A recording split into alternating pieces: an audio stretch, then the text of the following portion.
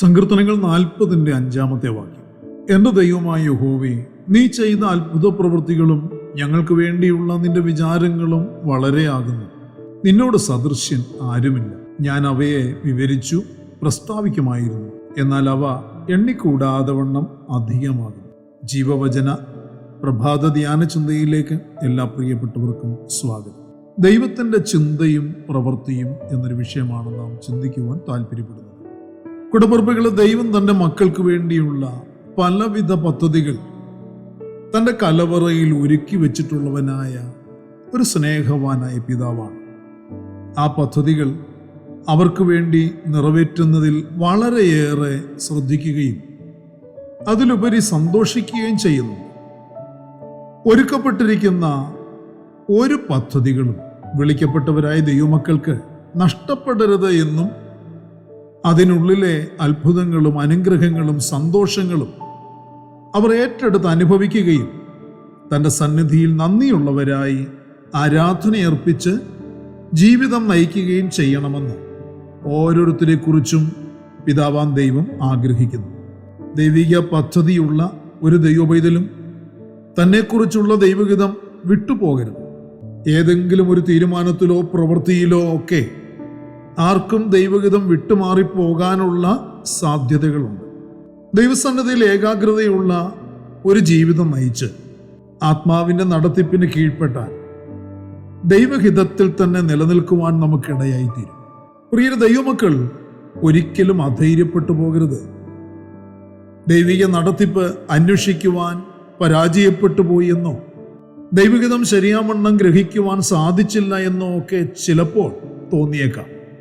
എന്നാൽ വിലാപം കഴിച്ച് ദീർഘനാളുകൾ അതിൽ തന്നെ ചിലവഴിക്കാതെ ദാവീദിനെ പോലെ ദൈവസന്നിധിയിൽ വന്ന് ക്ഷമ ചോദിച്ചുകൊണ്ട് ദൈവകൃപ ചോദിച്ചു വാങ്ങി ദൈവസന്നിധിയിൽ സമർപ്പണമുള്ളവരായി ജീവിക്കുകയും ദൈവമേൽപ്പിച്ചിരിക്കുന്ന ശുശ്രൂഷകൾ എന്തെല്ലാം ഉണ്ടോ അതെല്ലാം കണ്ടെത്തി നിറപടിയായി തുടരുകയും ചെയ്യുക.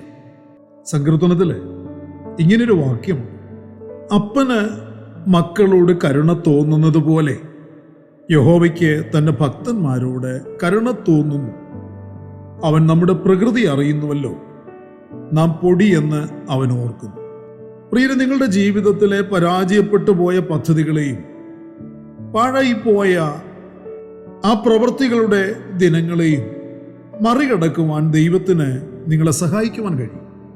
യോവേൽ പ്രവാചകന്റെ പുസ്തകത്തിൽ പറയുന്നു, വെട്ടുകിളികൾ തിന്നുകളഞ്ഞ സംവത്സരങ്ങൾക്ക് വേണ്ടി ഞാൻ നിങ്ങൾക്ക് പകരം തരും. സമർപ്പിക്കപ്പെട്ട ജീവിതങ്ങളെ ദൈവം തൻ്റെ കരങ്ങളിലെടുത്ത് അവരുടെ ജീവിതത്തിൽ സംഭവിച്ച പിഴവുകളെയും പോരായ്മകളെയും ക്ഷമിക്കുകയും പരിഹരിക്കുകയും ചെയ്തു തൻ്റെ ജീവിതത്തെ പ്രയോജനമുള്ളതും മനോഹരവുമാക്കി രൂപപ്പെടുത്തുവാൻ ദൈവത്തിന് കഴിയും. യിരെമ്യാ പ്രവാചകനിലൂടെ ദൈവം തൻ്റെ ജനത്തോട് പറയുന്നത്, നിങ്ങൾ പ്രത്യാശിക്കുന്ന ശുഭഭാവി വരുവാൻ തക്കവണ്ണം ഞാൻ നിങ്ങളെക്കുറിച്ച് നിരൂപിക്കുന്ന നിരൂപണങ്ങൾ ഇന്നവയെന്ന് ഞാൻ അറിയുന്നു. അവ തിന്മയ്ക്കല്ല നന്മയ്ക്കത്രയുള്ള നിരൂപണങ്ങൾ എന്ന് യഹോവയുടെ അരുളപ്പാട്. പ്രവാചകൻ ശക്തമായി വ്യക്തമായി ദൈവജനത്തിന് ദൈവത്തിൽ നിന്ന് പ്രാപിച്ചു കൊടുക്കുന്ന ആലോചനകളുടെ പ്രാരംഭത്തിൽ അപ്രകാരം പറയും: ഈ വാഗ്ദത്തത്തിൽ നിന്ന് വിളിക്കപ്പെട്ട ഓരോ ദൈവമക്കൾക്കും അവകാശം പറഞ്ഞു പ്രാപിക്കുവാനാവും. ഒരുവന്റെ ആത്മീയ അഭിവൃദ്ധിക്കുള്ളത് മാത്രമല്ല, നിങ്ങളുടെ ഭവനത്തിലെ ഭൗതിക ആവശ്യങ്ങൾ, നിങ്ങളുടെ ഉപജീവന മാർഗം, നിങ്ങളുടെ മക്കളുടെ ഭാവി തുടങ്ങി സകലവിധ ആവശ്യങ്ങൾക്ക് വേണ്ടിയുമുള്ള ചെറുതും വലുതുമായ പദ്ധതികൾ ഒരുക്കുന്നവനാണ് നമ്മുടെ സ്നേഹവാനായ ദൈവം.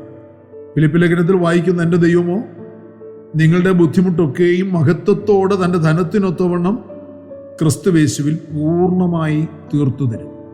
പ്രിയരെ, ദൈവം നിങ്ങളെക്കുറിച്ച് ചിന്തയുള്ളവനാണ് എന്ന് തിരിച്ചറിഞ്ഞ് സ്തോത്രം പറയണം. ദൈവം നിങ്ങളെക്കുറിച്ച് നിരന്തരമായി ചിന്തിക്കുന്നുണ്ട്. ദൈവം നിങ്ങളെ സ്നേഹിക്കുന്നുണ്ട്. ദൈവം നിങ്ങൾക്ക് വേണ്ടി പ്രത്യേകം പദ്ധതികൾ ഒരുക്കിയിട്ടുണ്ട്. നിങ്ങളും നിങ്ങൾക്ക് വേണ്ടി ചിന്തിക്കുന്നുണ്ട്.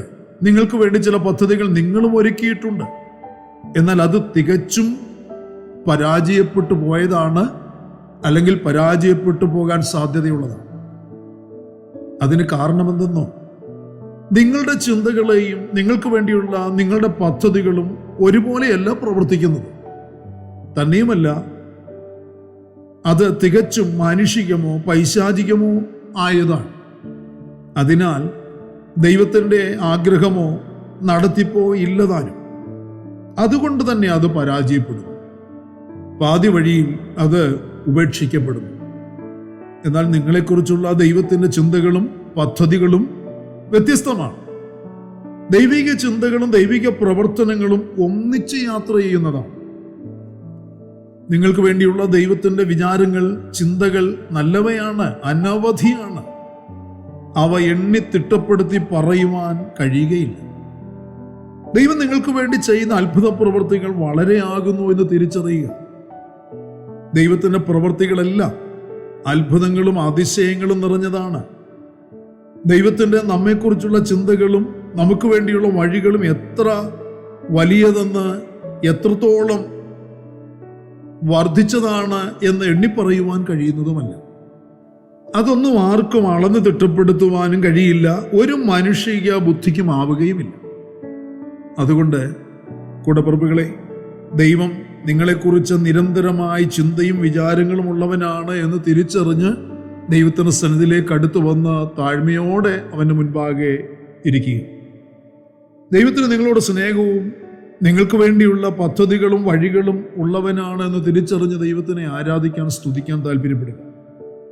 ദൈവത്തിൻ്റെ എല്ലാ പദ്ധതികളുടെയും അതിൻ്റെ മുഴുവൻ പ്രയോജനങ്ങളും അനുഗ്രഹങ്ങളും പ്രാപിക്കത്തക്കവണ്ണം പ്രിയരെ, ആത്മാവിൻ്റെ നടത്തിപ്പും സഹായവും നിരന്തരം അനുഭവിക്കുവാൻ സമർപ്പണവും ഒരുക്കമുള്ളവരായി താഴ്മയെ ധരിച്ച് ദൈവസഭയോട് ചേർന്ന് ദൈവസഭയിലെ കൂട്ടായ്മ അനുഭവിച്ച് സന്തോഷിച്ച് പ്രാർത്ഥിച്ച് ഉപവസിച്ച് ജീവിക്കുവാൻ സമർപ്പിക്കുക. പ്രാർത്ഥനയ്ക്കായി കണ്ണുകളെ നമുക്ക് അടയ്ക്കാം. ഒരുമിച്ച് നമുക്ക് സമർപ്പിച്ച് ഏറ്റെടുത്ത് വിഷയങ്ങളെ സമർപ്പിച്ച് കർത്താവിൻ്റെ കൃപ ചോദിച്ച് നമുക്ക് പ്രാർത്ഥിക്കാം.